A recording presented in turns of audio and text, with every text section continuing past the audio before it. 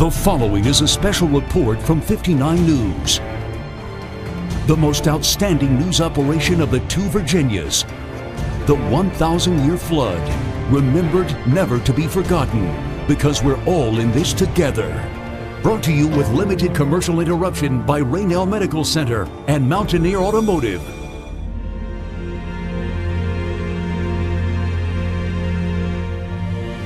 Just that we love her and we miss her. There's no word for when you lose a child. Kind of hard to explain that kind of feeling. I mean, it just kind of churns your gut a little bit there, and not knowing, I think that's the worst part. It feels like what the flood was named after 1,000 years. Welcome to this 59 News special report. I'm Tim Carrico. And I'm Jessica Schuler. The 1,000-year flood, remembered, never to be forgotten. We're here in White Sulphur Springs, one of the areas devastated by floods nearly a year ago. The area is still trying to fix the damage. Families still picking up the pieces of their lives. And right now we're along Howard's Creek here in White Sulphur, where people living along these banks are still trying to pick up the pieces on the road to recovery. The floods of June 23, 2016 will never be forgotten. 8 to 10 inches of rain fell over a period of 12 hours, forcing creeks and rivers out of their banks. When those waters receded, millions of dollars of damage was done and 23 people were dead. 16-year-old Dakota Stone died after floodwaters swept away his home in White Sulphur Springs. His mother, Natasha Nicely, and grandfather Herschel Nicely also died. 14-year-old Michaela Phillips of White Sulphur Springs was the final person to be found. The Reverend Gary Shoemaker of Raynell died. He was 82. Also from Raynell, Charles Omenchensky and Ishmael Ed Thompson were killed. 93-year-old Denver Barker Sr. of Raynell also died. Both Delmas Parsons and Marguerite Parsons of Rupert were killed, along with their neighbor Nellie Hinkle. In White Sulphur Springs, they're mourning the loss of Belinda Scott, Eleanor Faye Van Buren, and Melissa Decart. Lisa Blankenship of Rennick also was killed, along with 60-year-old Raymond Clark of Caldwell. West Virginia Governor Earl Ray Tomblin declared a state of emergency for 44 of the state's 55 counties because of the flood. He ordered the deployment of 400 members of the West Virginia National Guard. Search and rescue teams were deployed across the state to help pull people from flooded homes, cars, and look for bodies of those who didn't make it. But just what was it about this storm that made it so deadly? Storm Tracker 59 meteorologist Mike Slifer explains. It's a familiar sound in the summer. Rain and thunderstorms are common in West Virginia, but no two storm systems are the same. On June 21, 2016, a system of storms began pushing their way through West Virginia. It started as broken lines of thunderstorms, but soon grew into a system that left chaos in its wake, including a tornado that touched down in Greenbrier County. Don't get out on the roadway, we've got another storm coming in. The next day, 2 more rounds of storms ripped through the state. Rain started to fall, and soon after, flash flood warnings were issued. Route 60's been closed off now for hours. And over 10 inches of rain fell in parts of Greenbrier County. On the third day, after rain and winds have already left communities across the state battered, the rain returned, and high water swept through communities throughout southern West Virginia. To understand all of the factors that played into the destruction left by these storms, we have to begin at ground level.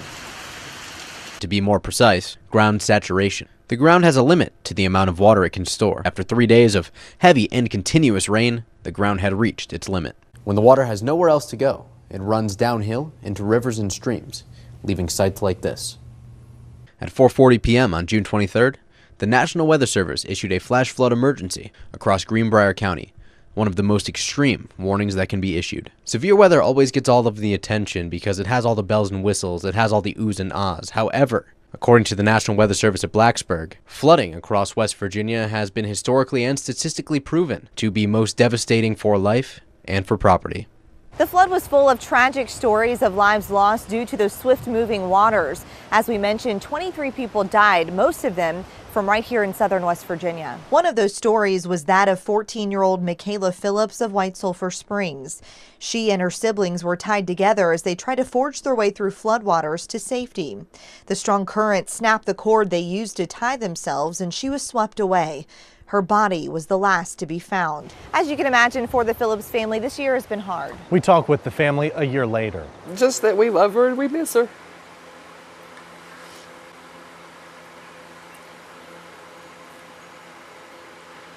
And she knows we're rescuing all of her animals for her. Overcome with emotion, Becky Phillips reflects on the loss of her daughter, Michaela. There's no word for when you lose a child. There's not one, and it's very hard to explain. If you haven't been through it, you don't know. It is totally different. She was known for her smile and had a passion for animals. Her ultimate goal? To become a marine biologist. But that dream was cut short at just 14 years old after she was swept away by ravaging floodwaters. 20-minute walk took me 2 hours. In water sometimes up to my waist. And I'm pretty tall, and that was just on Main Street. Becky was on her way home from work. When she arrived, she saw her house was destroyed. She learned that her husband and 3 kids were all tied together by an extension cord, but the flood's current snapped the cord in half, forcing Michaela to drift away while her siblings and father watched in horror. Her body wasn't found until more than a month later by a bloodhound. Now the family's own dogs have been used to cope with this loss. See, we call her Sissy. That's what we always called Michaela, and so we call her Sissy. So that's just music and the dogs. That's how we do it. All of us, we all just kind of go into separate rooms and turn on what music we want, and that's how we deal. Their faith and trust in the Lord has also helped the family heal. Here at White Sulphur Springs Baptist Church is where Michaela gave her life to Christ and became a believer. Well, she had just been saved in February before the flood, and I baptized her 6 weeks just before the flood hit. Her uncle, Randy Gillum, is the church pastor. He says Michaela was well on her way spiritually. And she was just growing in the Lord at that point, just getting going. And she was in the water program, which we have here, and just growing with the youth. The family says they are looking forward to the city's Celebration of Life Festival, aimed at honoring Michaela and the 22 other lives that were lost. I am. My family's coming in from Tennessee, and we're just going to have a family weekend of remembering and fun and stuff like that. With the help of 200 National Guardsmen, emergency crews in 8 counties performed swiftwater rescues, search and rescue efforts, and health and welfare checks. They were tasked with helping search for the missing and presumed dead. The focus eventually moved away from the days-long difficult search and rescue process, where residents were helped off of roofs, out of attics, and shimmied down trees into rescue boats. Through that arduous process, bodies were sometimes found, and the death toll continued to rise. It's kind of hard to explain that kind of feeling. I mean, it just kind of churns your gut a little bit there, and not knowing, I think that's the worst part. 60 roads were closed, many of them destroyed. Bridges were knocked out, and homes were burned down and washed off foundations. As we approach the 1-year anniversary for the floods of last June, it's an emotional time for the families who were affected. Julian Mackey talks with one man about the night that changed his life forever. While moving into his new house in Hope Village, Ronnie Scott is reminded of the home he shared with his wife Belinda on Mill Hill Drive. That was one of the dozens of homes in White Sulphur Springs destroyed by the June 2016 floods. But it wasn't just his home he lost. His beloved wife and best friend Belinda Scott passed away after severe burns and injuries she sustained from the flood. I really miss having her to help me hang curtains, and I'm not much good at picking out curtains and bedspreads, but I think she would. Well, I know she's happy with this house too. Now he begins a new chapter of his life, moving into his new home in Hope Village with his pal Dancer, the dog he adopted just months after the flood. He plans to move in June 23rd, and he's already making plans to share his 3-bedroom home with his children and grandchildren. Scott says he's amazed at the support and help he and his neighbors received during the recovery process. There's been a lot of people that's been amazing. I didn't know that many people in the world cared about other people. All he asks is on the afternoon of June 23rd that everyone take a moment and appreciate their loved ones and the life they have, because he says you never know when everything can change. I appreciate the way people's volunteered, and they still need, White Sulphur still needs a lot of rebuilding. We still need volunteers. The damage left behind by the floods came with a huge financial cost for the state. Disasters are expensive. Work is still being done, and repairing the damage will likely add up to several $100 million. The damage to public property is expected to easily exceed $100 million, and a big chunk of that is for highways. Along with roads and bridges, the government will pay for repairs to public buildings, debris cleanup, National Guard service, public health assistance, and school building repairs. Taking a closer look, more than $14 million in debris removal contracts were awarded to local contractors. 90,000 tons of garbage was removed from 8 counties. 679 homes were demolished in 7 counties. The flood came at huge cost for businesses. One of those businesses was the fish hatchery in White Sulphur Springs. Cameron Leppinger visited the hatchery for an update on their recovery. Last year's devastating floods left its mark on the state's fish hatchery in White Sulphur Springs. Thousands of fish were washed out and many of the facilities suffered extensive damage. That's why this hatchery was important to the whole broodstock program, because like I said, we're one of 3 stations. You take one station out of there and the other 2 stations have to pick up the slack. It was Craig Bachholtz's 4th day on the job when the floods hit. He says the natural disaster caused his job description to change completely. I went from fish biologist to basically shoveling mud and picking up flood debris with everybody else. Right now, construction crews are working to restore the hatchery by resurfacing dozens of fish tanks and flooring that were impacted by the flooding. I was inundated with flood water, and most of the fish were washed out into the stream. So that, as you can see, that was a major impact to our program. And then there's another building, the broodstock building, which also housed another strain of trout. It was also inundated with floodwaters. Once finished, he says the hatchery will be able to produce at least 8 million fish eggs a year, including rainbow trout and freshwater mussels. But we've got plans to expand. We're going to bring on maybe an extra strain of trout. So instead of having the 2 that we have now, we're going to try to, with the improvements that we're making to our buildings and the infrastructure, we're going to try to bring a 3rd strain of trout on, possibly some brook trout. Despite the damage, looting still happened in flood-ravaged communities. Police agencies all across the flood-damaged areas say they saw a lot of looting throughout the town since the floods in June. They told people who live in the area not to leave tools, electronics, or anything of value in their homes. It may be almost a year since floodwaters devastated parts of southern West Virginia, but for people rebuilding, their work has just begun. And one of those homes being rebuilt is sitting directly behind us. I talked with this survivor about how she's doing a year later. We first met Lena Hogue 2 days after her life was turned upside down. The June floods had washed away her home and destroyed almost everything she owned. But today, she's rebuilding in the same place her home once sat. Is it okay if we go in and take a gander? We were with Lena as she stepped inside her new home for the first time. She's been staying in a 1-room cottage with her husband about 45 minutes away in Greenville. The house was demoed. We got to be here and watch it come down in March, I think. And the foundation was built, and they started building the house on April 26th. The Mennonite Disaster Service is donating their time to build Lena's new house. Many of the workers have traveled a long way to lend a hand, but one worker has traveled 4,000 miles from his home in Germany to help people in West Virginia rebuild. It's definitely an awesome feeling to help them out in this situation. It's also a blessing for me and for them as well. And yeah, I'm glad to do that work, and that's my way to show love. Howard's Creek sits directly behind Lena's home. When the floods hit last year, water rushed the banks, destroying the homes that stood there. What are you most excited about moving into your new home? Oh, the fact that I'm going to have 2 bathrooms. My washer and dryer is not going to be in my kitchen. It's going to have its own little room. It's the little things keeping Lena going now. And as she reflects on how her life has changed, the most important lesson she has learned, patience. Patience, and to know that you sit back and you wait, God's going to bless you. Don't look over your shoulder at the past and where you've come from. Don't look towards the horizon at what may be, but just you'd be surprised at how much happiness is right in front of your face. Through all of this devastation, it was hard for people to have hope.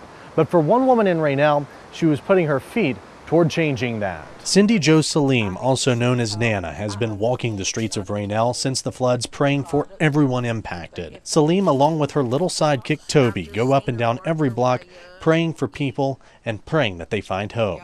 As someone who held on to her life that very night of the floods, she understands the trauma, but wants to show her community they can recover. For you to lean on and have hope with and show you that things are going to be possible, even though they take a while, you know, that it takes work and effort. I know it was all destroyed in 24 hours. It's not going to be built back. The town, even from the beginning, wasn't built overnight. She says she will continue walking the streets of Raynell, offering her support to anyone who's in need of a loving hand. Property damage was extensive through the area. Even the Greenbrier Resort was hit. We'll have that story and more coming up.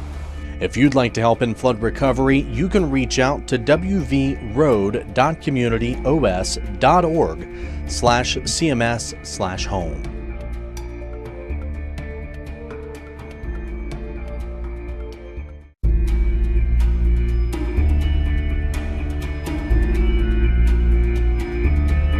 Welcome back to this 59 News special presentation, the 1,000-year flood, remembered, never to be forgotten.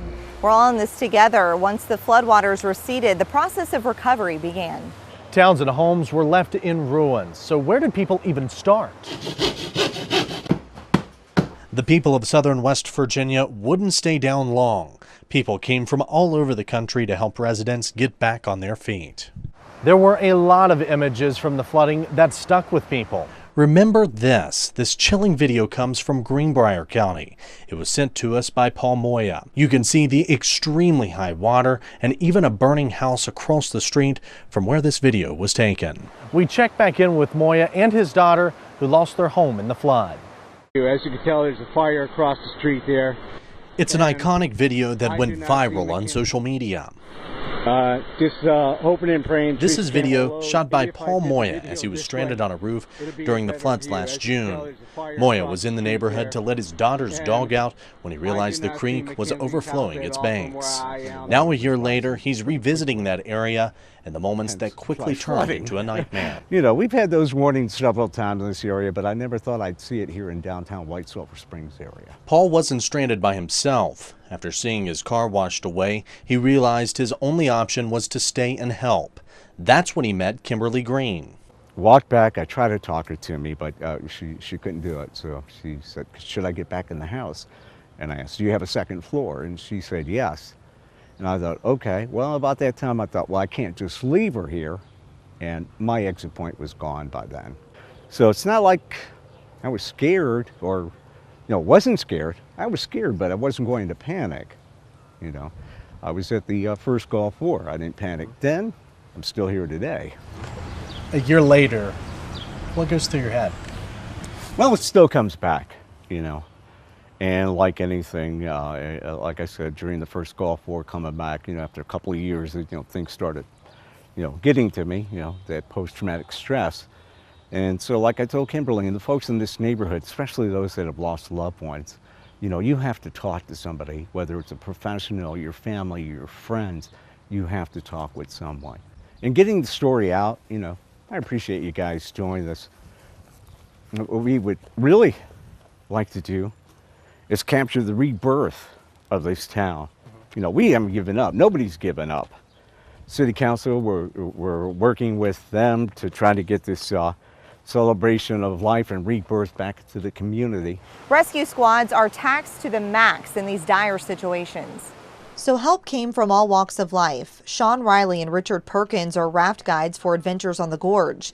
They took their skills to the water to help save lives. The two rafters were able to rescue a litter of puppies from a home in Raynell. We decided to catch back up with rafters with Ace, who helped in efforts like this one, to see just what motivated them to get in the kayaks and hit the water.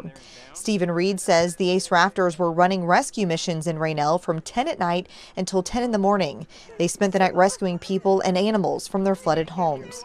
In the course of all of that, to see a smile on their face, just kind of even in the worst of times, that was probably one of the neatest things. And just watching people's whole worlds get ripped apart, and the fact that they were still able to smile and give you a hug when you put them on dry land. Reed says the flood rescue was a team effort with other local rafting companies. He tells us anytime there's a major flood in the area, his team is ready to help out.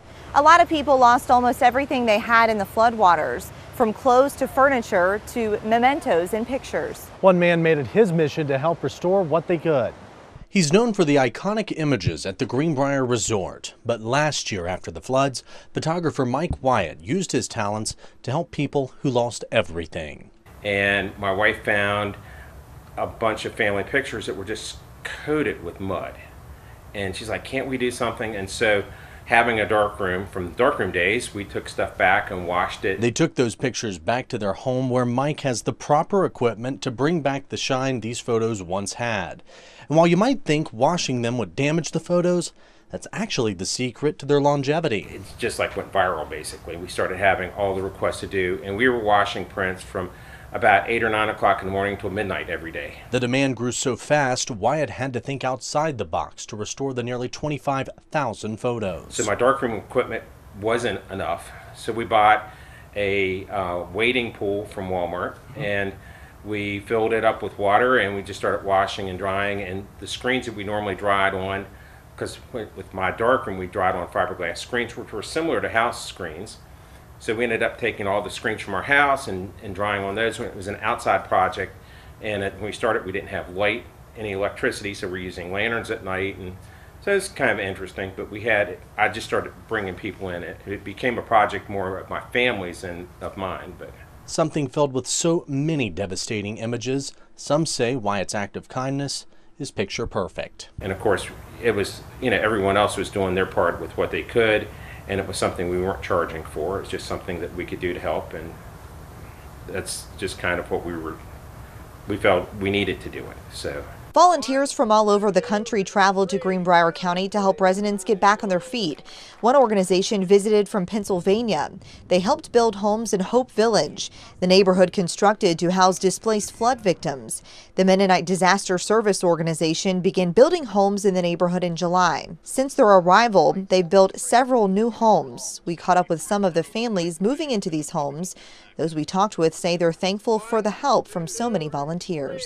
I just want to thank everybody that put this together, because you don't hear about these type of things ever, and we've had floods here before, and nothing's ever happened like this before, and I just think it's an awesome thing that they did. Many of the homes were furnished with items like sofas, tables, and bedding donated by Grand's Home Furnishings. Volunteers with the Appalachia Service Project spent months in the area helping people get back on their feet. Greenbrier West coach Russ Gilkerson and his wife Becky received keys to the home that was completed back in October.